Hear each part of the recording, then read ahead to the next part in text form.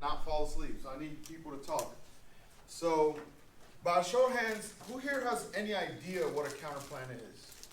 Or not a counterplan, what advantages and disadvantages are? Resh? Yes. Yes? Yes.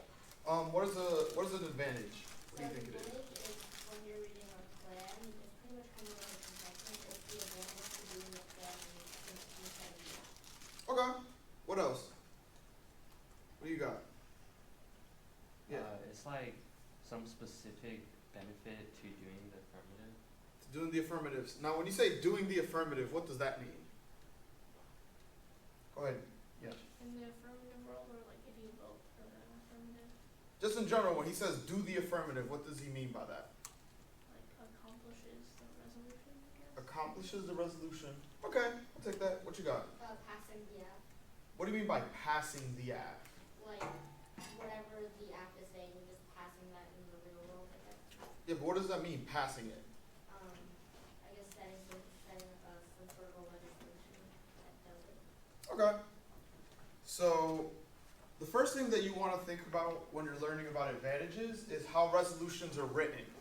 There's typically two types of resolutions in Lincoln-Douglas debate. So one is one that is a descriptive resolution. You all don't need to make sure you copy all of this down, just like pay attention, because I'm going to put the slides up on the camp portal. So I just want you all to just make sure that you follow me and that you know what's going on. Obviously take your own notes, but you don't have to like write down word for word like what's up there.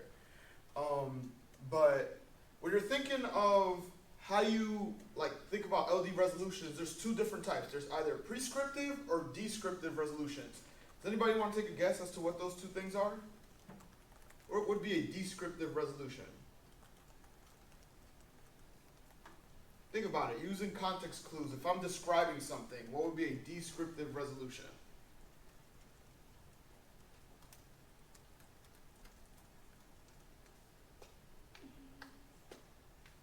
Go ahead. A really like specific resolution? Yeah, I'll give you specific. Anything else? So a descriptive resolution is a statement of fact that the affirmative has to either prove or disprove. Does that make sense? So a lot of these resolutions, for example, might say civil disobedience is unjust. That is a descriptive resolution because it is just a statement that the affirmative has to either prove to be true or prove to be false if you're negative. The other type of resolution is a prescriptive resolution. What's your name? Nolan. Nolan.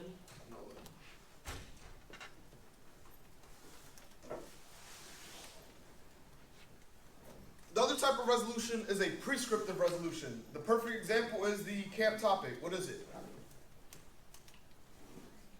What's the camp topic? Japan. You all are in the debate camp. You need to know the resolution. Okay, Japan is not a topic. That is a country. Japan ought to amend Article 9 of its constitution to allow for offensive military. Say that a little bit louder. Japan ought to amend Article 9 of its constitution to allow for offensive military capabilities. Is that correct? Are you sure? Are we sure? Yes. Okay, cool. So then what's the operative word in that resolution? If in the descriptive resolution the operative word is, i.e. it's describing something, what would a prescriptive operative word be in that resolution? What is the major difference in terms of that resolution versus the previous one? Go ahead. It uses ought. Exactly. It uses the word ought. Why is that important to think about the word ought? When you debate, why do you think about the word ought? Is it just because it's a word we all like? Go ahead. Because it indicates like moral obligation. Right, so it indicates moral obligation. That's like a specific way of looking at it, but more functionally, what does ought mean? Should, right? It means that you should take some kind of action, right? Because it's posing you either, like you said, with a moral dilemma that you then choose between one or the other. So when you're thinking about what the operative term in the resolution is, it would be ought, which is a prescriptive resolution because it is necessitating that you take some sort of action in order to prove the resolution true. Versus a descriptive resolution, you only need to prove it as a statement of fact. Ought requires for you to prove it to be true as something that we should do, or more specifically, something that we have a moral obligation to do, right? Because LD is like that, where ought tends to have that level of nuance versus should. Now, that's the second thing. The second thing about this that's important is that that's how you have debates about comparative worlds. So when Yesh earlier was saying advantages are important because it's about whether or not affirmatives can get passed, right? He was referring to something that they refer to in debate as fiat, which is essentially the power of let it be done. Anybody have any idea of what that means by let it be done? Harrison? It's basically an assumption that, like, if, like, a policy will, like, under the context of the debate, any policy that is, like, enacted will just 100% is guaranteed to pass through. Right, it's guaranteed to pass. So let me ask you a question. Does Congress pass much legislation these days? No. Why not? Think about it. Why do you think Congress doesn't really pass much legislation these days? Go ahead. Just like conflict between both parties that are in Congress. Exactly. You know, there's gridlock. People don't want to compromise. They have different objectives and things that they're looking forward to in terms of like their political base, and they can't just let that go, and so they just refuse to pass laws. So, do you think it would be possible for certain like congressional like groups to do things that are as significant as amending a constitution at the drop of a hat? Is that something that would be possible? Like, it's possible, probably not probable, right? Like, there's a bunch of roadblocks, political interests, and money, essentially, that blocks people from taking actions. But that's not a productive debate for us to have in debate, so that's why debaters came up with the concept of fiat, which allows for you to debate the merits of an argument as opposed to the feasibility, right? That's an educational tool that we use so that you can talk about whether or not the plan is a good idea as opposed to whether or not the plan does or doesn't happen. Because otherwise, most debates will turn into, there's no way Congress is going to do this. They have a billion interests for like the Republican Party. None of these align with them, and your plan won't pass, right? And then every debate will just devolve into they won't do your AF, and we'll never get to debate about the, I guess, the value or the merit of the actual like plan that you're proposing. And so that's why we have fiat. Now, I think that, do you all know what a burden of proof is? Anybody? What is the burden of proof? Obviously, without just like reading that off of the thing. Go ahead. You have to show that the affirmative, when they actually use the resolution, has to have a change in the status quo. Okay, so you have to show that the affirmative has a change in the status quo. Does everybody know what the status quo means? Anybody doesn't know what the status quo means? Cool, so it means like what's happening now. So the affirmative has the burden of proof, meaning that they have to prove that the affirmative is a shift from the status quo, that it is fundamentally different. Otherwise, we would just keep things as they are, right? Or just say that the affirmative is how things are, and you don't actually take any kind of action. And remember, because resolutions are prescriptive, you have the burden of taking an action. So if you if you fail to prove that your like position isn't an action that is different from what's happening now, then you don't meet that burden of ought or should, which prescribes some kind of action, because you haven't changed anything. The second burden is on the negative, which is the burden of rejoinder. That just simply means that if the affirmative makes an argument, the negative has the burden of responding to that argument, which is where clash comes from in a debate. Right? Without the burden of rejoinder, the affirmative would just talk about whatever they want, and the negative would just talk about whatever they want, and then there's no clash that happens in that debate. Why are these things important? You're probably wondering, right? When we're thinking of advantages and disadvantages, it's really important to think about what the specific burdens of each side are. Because if the affirmative has the burden of proof, they have to prove that they proactively do something that is different than the status quo. So if they have to do that, then what ground does the negative have in that situation? If the affirmative has the burden of proving a shift in the status quo, what ground does the negative have? Go ahead. To prove the status quo is good, or to prove the act is worse than the status quo? Exactly. They have to prove that the status quo is preferable to the affirmative, right? that's important when you're thinking about disadvantages and advantages, because that's how you're going to determine whether or not the status quo is preferable or whether or not the world of the affirmative is preferable. Now, in debate, and this isn't up here, so you want to definitely write this part down. In debate, there's something called presumption. Does anybody know what presumption means?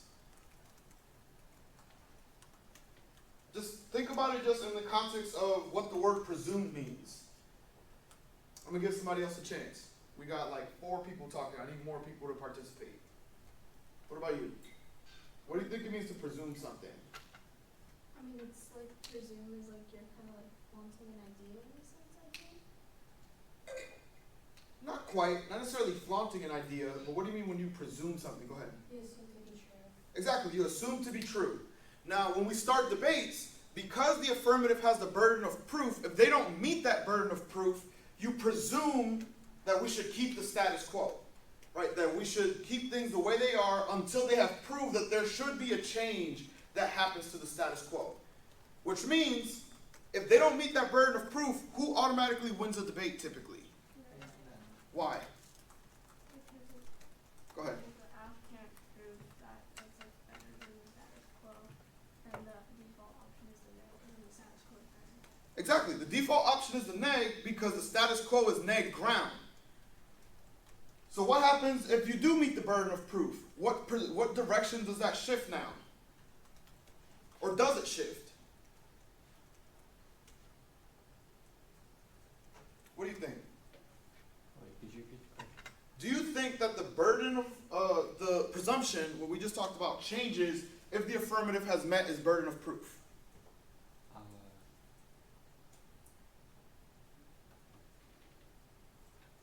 You want to go back to what presumption is? I know what presumption is. Okay, so then how do you think it interacts with the affirmative meeting its burden of proof? If the app meets the burden of the proof, if the burden of proof, then you should presume the app.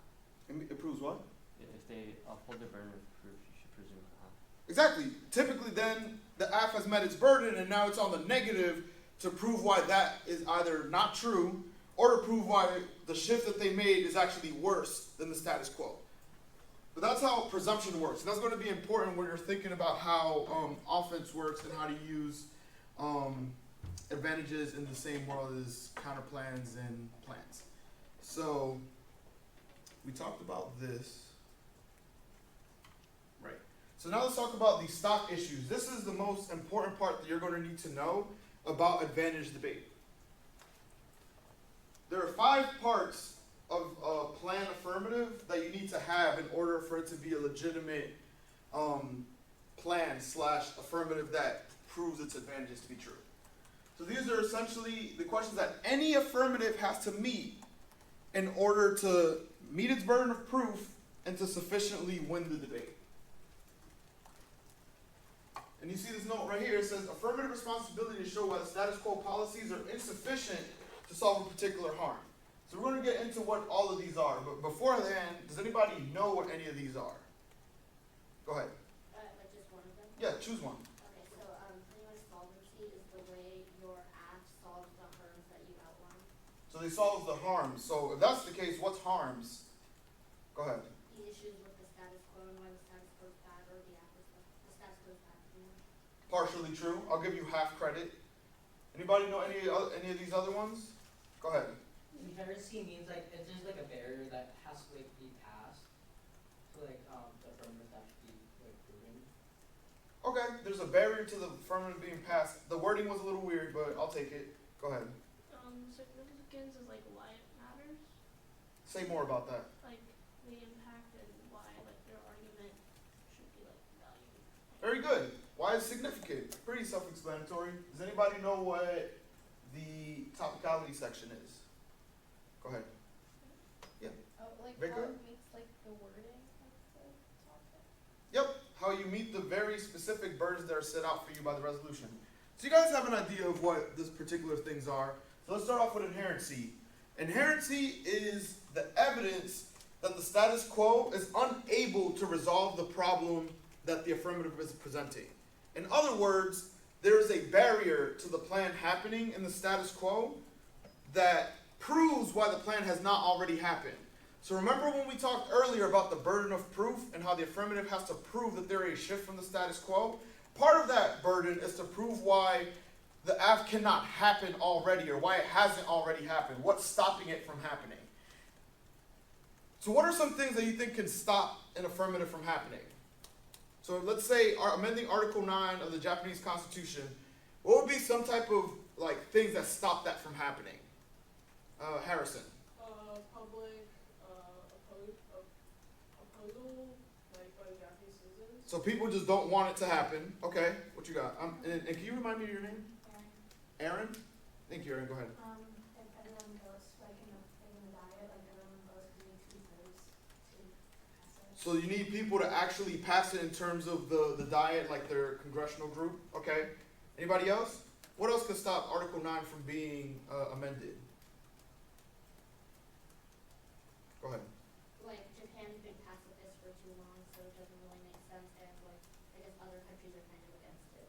So other countries against it, and just the people, like he said, are against it because they're pacifists. Okay, those are some pretty good reasons. Now, let me ask you a different question. Why doesn't Japan have a military or have offensive military capabilities? What's your name again? Sophia. Sophia. Because like they already have like countries that help them, like the U.S. kind of has like armies for Japan. So they have armies, but why else? Like literally at the very definition of what's happening. What's your name again? Anna. Because they have Article 9. Because they have Article 9. Article 9 is literally what is preventing them from developing an offensive military. So, there are three different types of inherency.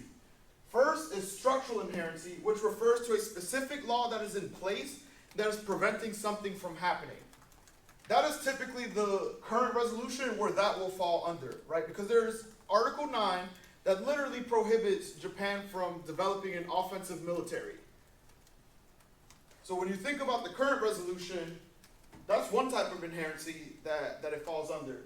As extensional inherency refers to when you need a law to allow for something to happen or to introduce something, right? For example, if something is, in need of being legalized, right? You would need a law that passes that legalization in order to then make it viable, which means that as extensional inherency, or other words, gap inherency, means that you need to add something into the political sphere in order to make it happen.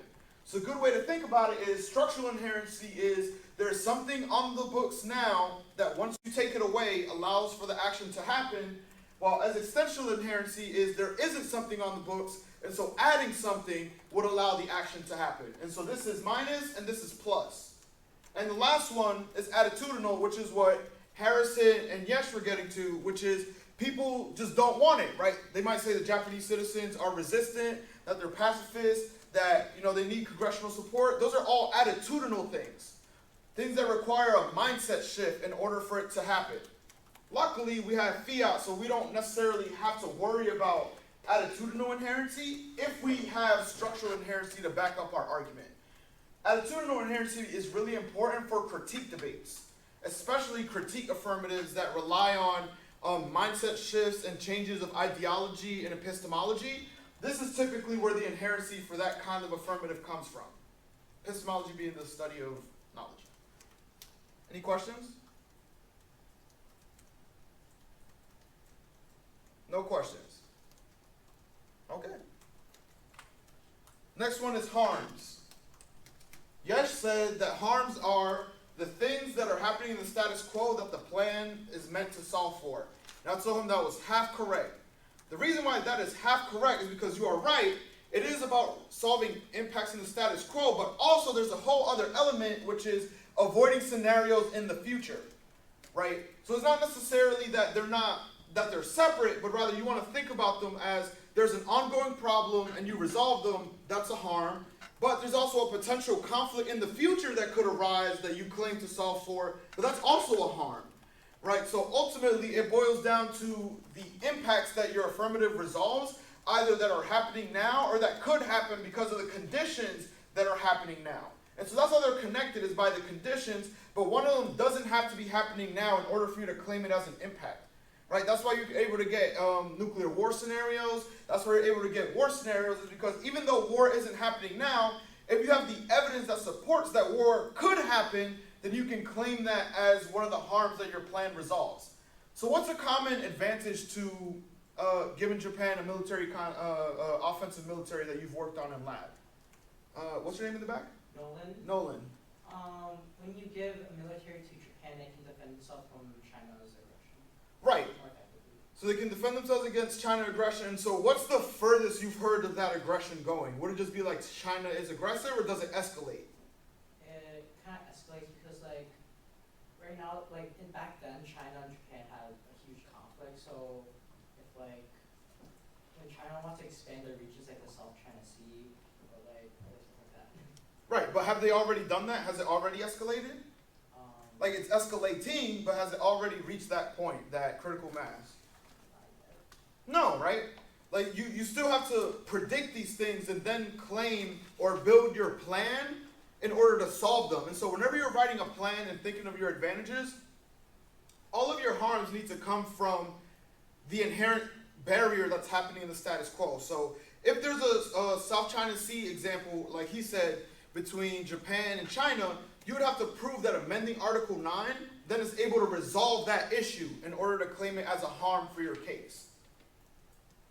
Does that make sense? Cool. Next one is significance. Sophia told us what? What is significance? Like why your argument matters. Why your argument matters. Very simply, you all do Lincoln-Douglas debate, so this is way simpler to explain to you than a policy debater because you all have value criterions and you have frameworks. What do your frameworks and value criterions do? Aaron. I can prove like say like what could happen in the future if you don't change it. No, think about it. If you have a value criterion in your case, what's the purpose of it? It's supposed to like help measure the value. Exactly. It's supposed to help measure the value, why certain arguments are important. For example, if you have a deontology value criterion, do utilitarian impacts matter? No. Why not? Go ahead. What's your name again? It's Grace.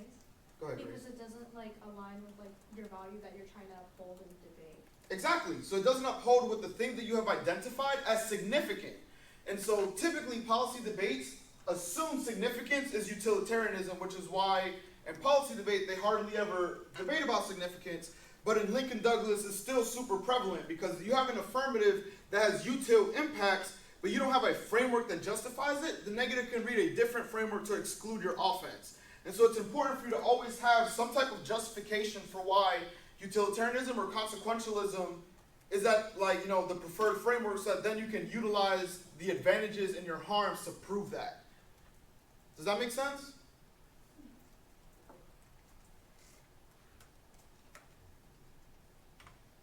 Topicality. Who said that topicality refers to the plan falling within the topic? Anybody? Who said that? Was it you earlier? I think it was you. Okay, what does that mean? Like how it applies to the topic. Explain. Like how it fits into the overall like topic area, I guess. Right. It's about how it fits into the overall topic area, but how what fits into the overall topic area. How's the plan? How the plan does. Is it just how the 1AC speech does it?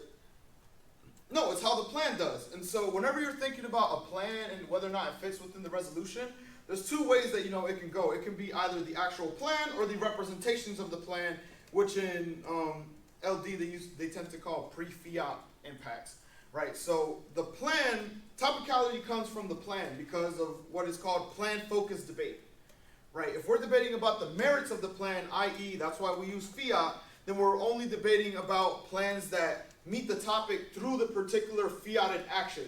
So you can't say, I meant Article 9 because I talk about rabbits and bunnies, but me, myself, I went and like worked with the Diet of Japan to pass it, because it's not the plan. That's a representation of something that you did, not necessarily what your plan is. And so topicality always comes from the plan more than anything else. And so when people read T pertains to how the plan fits within the resolution, not necessarily how you fit within the resolution. Clear? So now, the other part of it is, with topicality, you're also able to stretch definitions in order to come up with creative plans. For example, a debate that we've been having in my lab is whether or not cyber operations count as offensive military capabilities? We're not sure yet, and so defining the resolution down to its specific terms allows for you to craft plans with very particular harms and advantages in mind. Because if offensive military capabilities include cyber operations, then we could potentially make advantages that are only related to cybersecurity without ever needing to, like, say, boots on the ground good. What type of benefit would that give us as an affirmative that's defending, Japan militarizing? What benefit does it get if we can sidestep, like, boots on the ground? Yeah. You probably wouldn't need to deal with the burden of defending Japan going into war or something like that, and North Korea aggression in Japan. Right, like you might be able to avoid particular aggression scenarios or stability issues or even economy impacts depending on how expensive a military is. And that's still something that's debatable, whether or not we can do that, because you need to debate about the topicality and whether or not certain words in the resolution have a particular meaning. So some might say offensive military capability only refers to boots on the ground, does not include cyber operations. Some might say that they do. And so finding that research is really crucial to writing your plan and crafting your advantages around your plan. Every interpretation that you have for keywords in the resolution, you should have definitions that back them up, because you will inevitably debate a topicality debate that says the resolution is not talking about that. And so you might have all of these great advantages, but they're going to say the resolution is not meant to be about that. It's not about cyber operations. It's not about peacekeeping operations. It is strictly in terms of Japanese aggression. Right? If you don't have a definition that defines or confines your action, you won't be able to have any of those topicality debates. And then the last thing, well, not the last thing, but the second thing is a solvency author. Right? That's where also, if you have a solvency advocate, you can't just come up with random plans. You need to have somebody that advocates that in that field, right? That can be used as research and then points of research for the negative team that allows for clash and predictable limits. Now, that's why it's important to write your plan text after you have found your evidence, right? Because then your plan text is made in context of the research that's out there, as opposed to you making your plan text and then trying to find research for it. So a way bigger headache when you feel like you have a specific plan that you have in mind, but you can't find the cards that say that, as opposed to when you find cards that say some things and then you craft your action or your plan around that. Way different, and I would say a lot easier to do as an affirmative. Solvency, Yesh said it pretty simply earlier, is how the plan solves the inherent barrier or overcomes the inherent barrier and solves for the harms that are described in the earlier portion. The things that are either avoided or solved that are ongoing now. And so how the plan action is able to resolve both of those things, and in particularly LD, how it relates back to the significant issues that you've identified, either if it's utilitarianism or some form of governmental legitimacy or whatever. You still need to be able to measure whether or not it significantly meets that as an impact. Are there any questions? Nope? Okay. We talked about solvency advocate. Yeah, we don't need to talk about that. Talked about the harms. All right, so when we're talking about harms in particular, you remember what I said earlier, there's two different types, particularly solvency scenarios that refer to things that are happening now, i.e., if there's something happening, you take an action that directly solves it, but the other one is scenarios. So remember when I asked Nolan earlier, has China already escalated to the point of aggression that leads to war in Japan now? The answer is no, right? They haven't reached that critical mass of aggression yet, but they could reach that through what we call internal links, which are essentially cause and effect chains in your argumentation, right? So tell me, give me an example of how amending Article 9 of the Japanese Constitution could result in nuclear war. Draw me that connection, anybody. Harrison. If Japan starts increasing its military power and spending, other nearby nations like South Korea and China could feel threatened. Why? Due to China, due to the past history of the Sino-Japanese War, they could feel threatened that Japan might try and do something like that again. And since China is a nuclear power, and China and the United States have clashed in the past recently, recently, and the U.S. is an ally of Japan that could lead to a full-scale nuclear war between the two powers. Right. So that's an interesting internal link chain. Do you think that nuclear war happened the second you amended Article 9? No. No, right? There's usually a series of chain of events or cause and effects or a chain of events that leads to that ultimate thing. That chain of events is what we refer to as internal links. And that's how you're able to construct scenarios and prove the harms that your affirmative is able to resolve. So remember earlier I told you when you're writing your affirmatives, they all need to be tied back to the inherent barrier in the status quo, i.e. Article 9.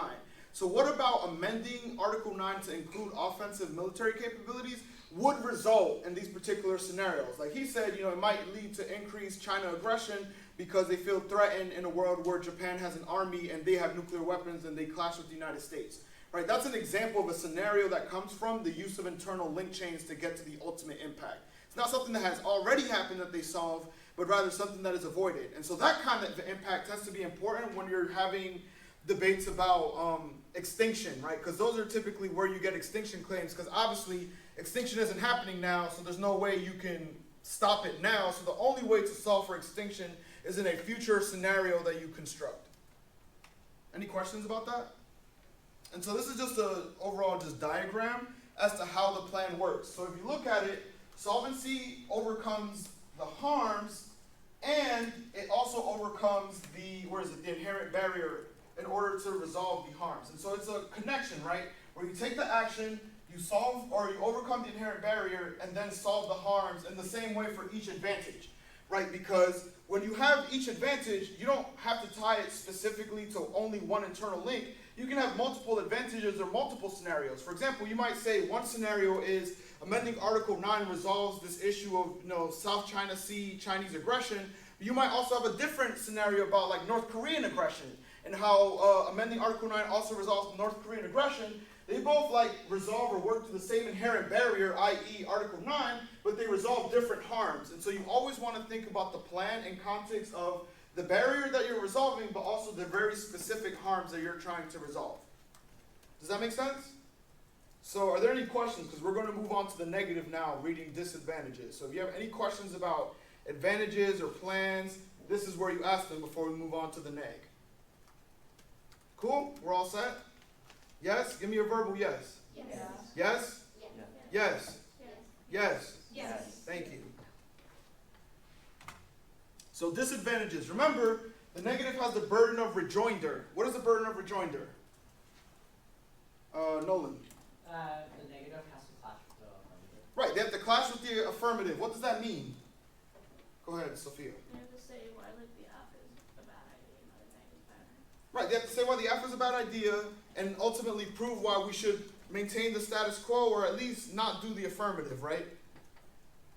So that's how you generate objections to affirmatives that have good plans. Because a lot of times, the affirmative might be able to solve its advantages. You might think that they have a really good advantage. So how do you beat it? Do you just refute it? And just be like, I know their advantage is pretty solid, but I'm just going to try and say it's not going to happen. Is that the only way to win a debate? No. What are some other ways you can win a debate besides just trying to take it out logically? Because one is refutation or defense. What's another way? Yes? Maybe talking about how passing the act causes something bad in turn. Exactly. So even if you were to concede that the affirmative solves its impacts, you might say it leads to this other side effect or this other problem that outweighs whatever it is that they solve. How can you do that? The F solves its impacts. It solves for nuclear war. How can you claim that the affirmative loses the debate if it solves for nuclear war, which is the biggest impact you can solve for in debate? Go ahead. By proving that will cause something else catastrophic, I don't know, somehow, I guess, say yes, we could avert nuclear war, but it would also cause, I don't know, a giant war in the entirety of Asia. Which is not as Right, so it might cause either a conflict that is just as bad or worse, right? Like you might say the conflict you're talking about happens faster in the world of the affirmative because it forces everyone to weaponize quicker than this one particular scenario that they're avoiding. And so what you do is you use the disadvantage to weigh against the affirmative. That's what I was trying to get at, is to weigh against the affirmative. right? Which is why disads also tend to have extinction scenarios and nuclear war scenarios and global warming, internal links, is because they have big impacts.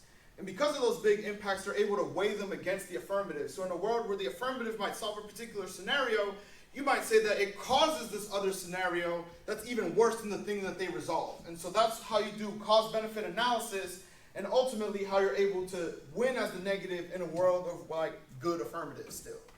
So there are 4 sections to the disadvantage. 5, depending on how your evidence looks. So I want you to think of it like 5, but sometimes you can find the last 2 together. So the acronym that I use is ULIT, which is ULIIT. The first one is uniqueness. Does anybody know what uniqueness means? Yes. So it's something about the status quo that's good and that we want to maintain. Not necessarily what's good, because remember, the disad doesn't have to take a stance yet. Right now, it's just about uniqueness. You're right that it has to do with the status quo, but what about the status quo? Anybody? Sophia. Like it happened or is happening? Is happening. I'll take that. There's a little bit more nuance to that, but I'll take that. What's the link?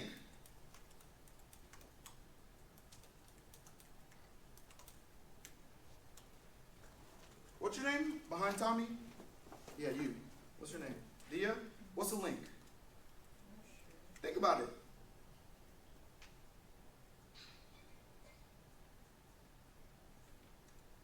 Just take a guess. It's all right if you don't know it. Think about it though. Just if uniqueness is something that is happening now, and we're talking about arguments against an affirmative, how would a link work? How does a regular link work just in real life? Like if I'm linked to something, what does that mean? You're connected to something. So now it doesn't work any differently just because it's debate. It's still the English language, right? So how does a link work when we're talking about the affirmative and the negative debate?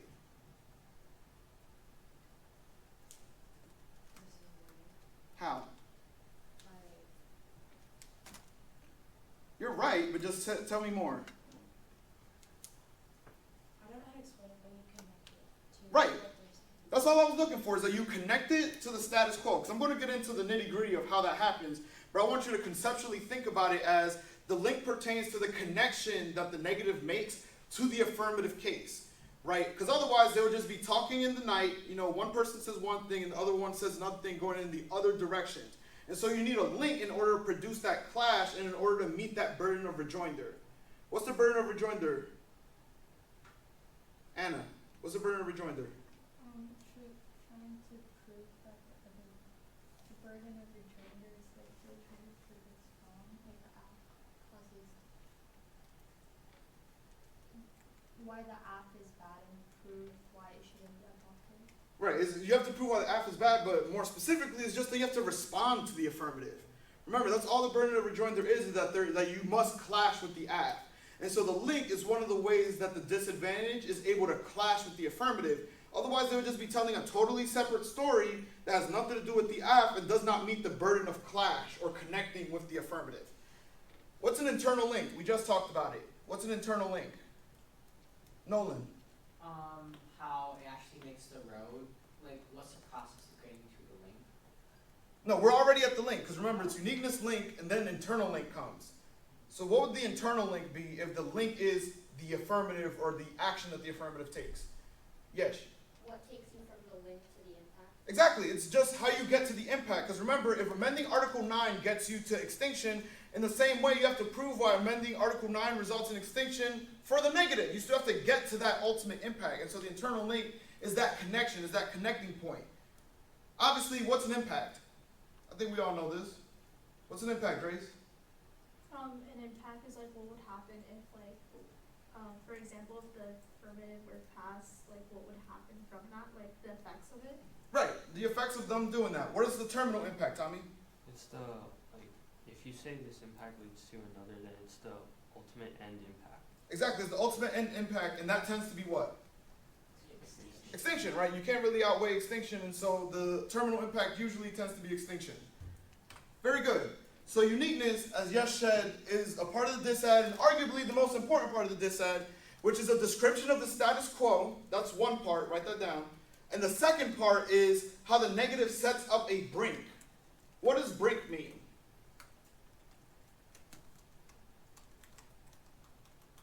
Just the word brink. Like if I say I'm on the brink of doing this, what does that mean?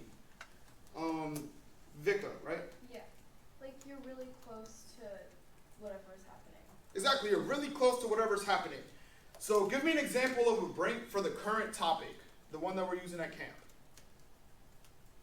Give me a scenario that's happening now, could be the exact thing that you described earlier, Harrison. Go ahead.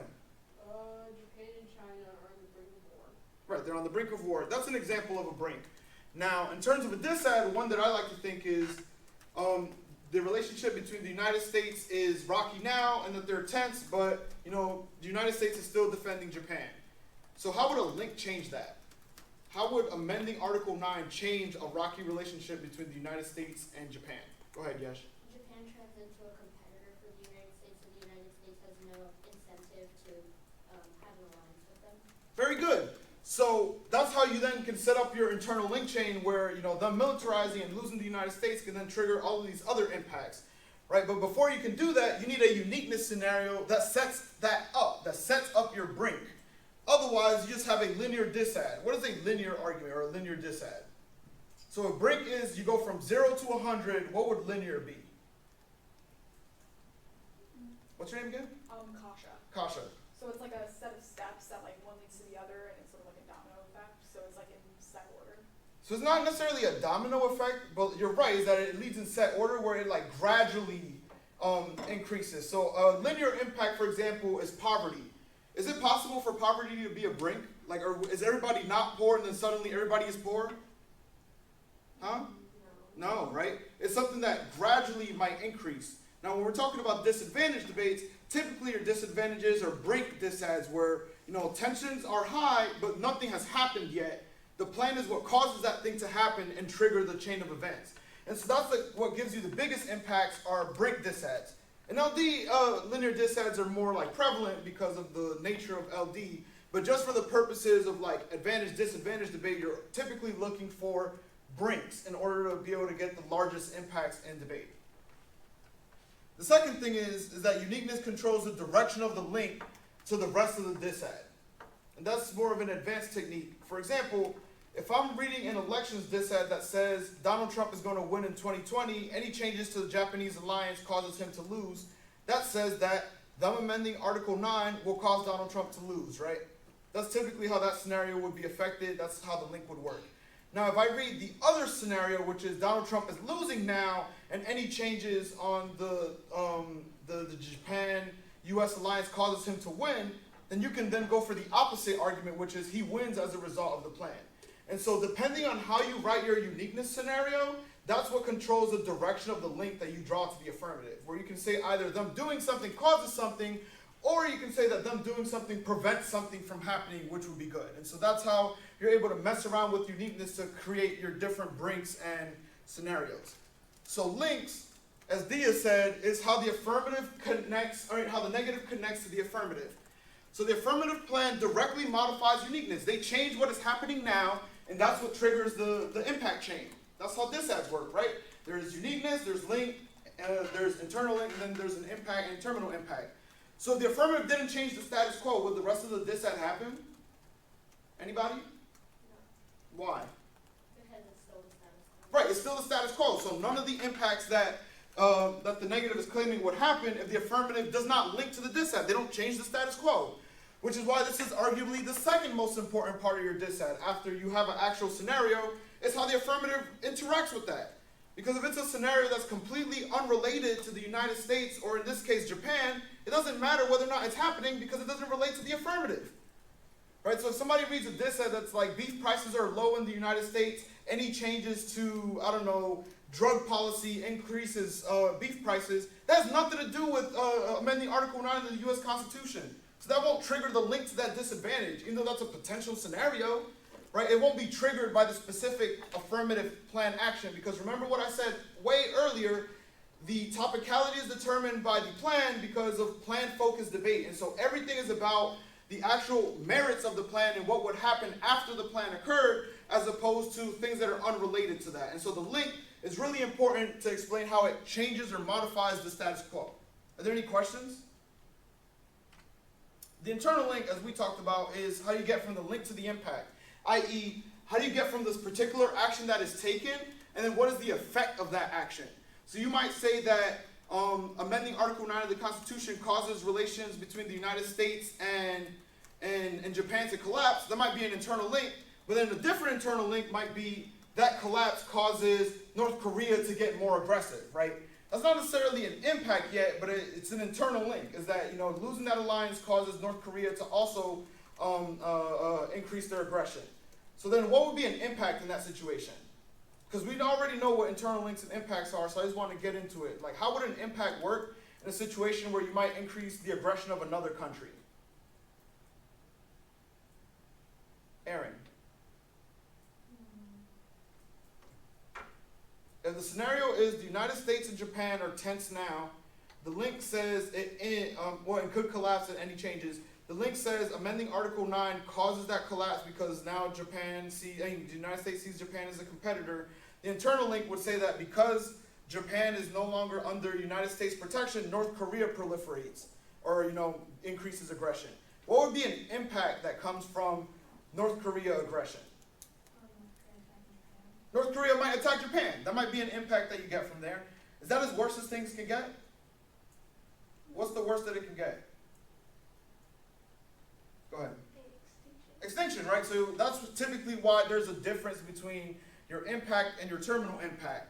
But yeah, we already talked about what they are. So I just want you to conceptualize how it works, right? Because if you get to just the impact, i.e., you know, North Korea attacks Japan, that doesn't necessarily mean that it'll be the end of the world or that it'll lead to the terminal impact. And so when you're writing a disadvantage, your impact and your terminal impact can either be the same card or they could be two different cards depending on, you know, how your scenario works. Because sometimes you might find the card that says North Korea invading Japan or, you know, attacking Japan causes spillover into the region, and that creates a global nuclear war. And there might all be one card that says it. But sometimes you might not have the one card that says it. Sometimes you might just have a card that says it increases, you know, North Korean aggression and they attack Japan, and then read a second piece of evidence that says if North Korea attacks Japan, that'll create a regional conflict and lead to global nuclear war. And so sometimes the terminal impact and the impact are together, but you are able to find them separately.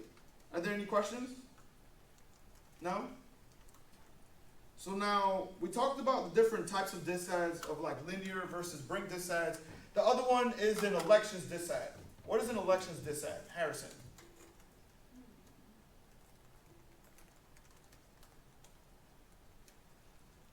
We used it as an example without me telling you it was an elections disad. Oh, yeah, where like the act's action affects some sort of political action, I guess? Not quite. So remember the scenario that I gave you about Donald Trump winning the election in 2020? Yeah. That's all an election scenario is an impact that is constructed from either somebody winning or losing an election. That's all it means. Right, you might say that the affirmative causes somebody to win an election and that's bad, or it causes them to lose an election and that's bad. As a negative, you can choose which direction you want your impact to go because you control the direction of the link, but you're able to do it predicated off of an election. Nick, do you know when the Japanese election is? Somebody told me it was like next week. Is that true? So yeah, the Japanese election is next week. So any plan that is fiated that amends Article 9 probably is going to have an impact on the Japanese election, don't you think? So that's an argument that you can make that either it causes, is it Abe running for re-election? Is that how it works? I don't know, but whoever's running for re-election can either stand the chance to lose the election because of the plan of amending Article 9, or they can win depending on how you want to make your scenario work, where either winning is good or bad. So that depends on your research and what direction you want to go. So how does that differ from a politics disad? Because election is technically a politics disad, but slightly different. So Harrison, what were you talking about earlier? Kind of like how if the act gets passed, then that will affect the election that somehow like spirals into later. Right, it might somehow affect the election. So if go ahead.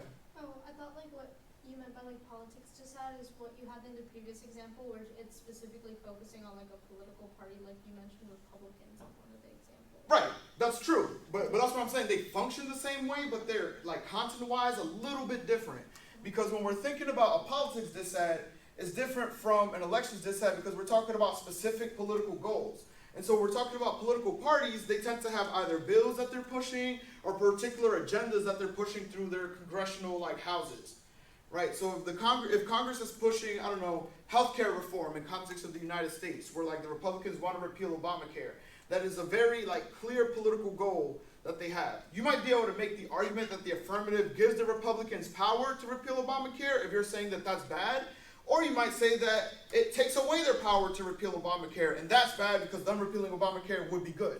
So it really depends on the direction that you want to take your impact, that you can then say how the affirmative takes it the other way. And so you see how you're able to mess around with the impact and then change the direction of the link? Does that make sense? Because I know that part is a little bit like complicated, it can get confusing. So are there any questions? No? Wow, so it was just that clear? Okay. And the next one is a trade-off disaster.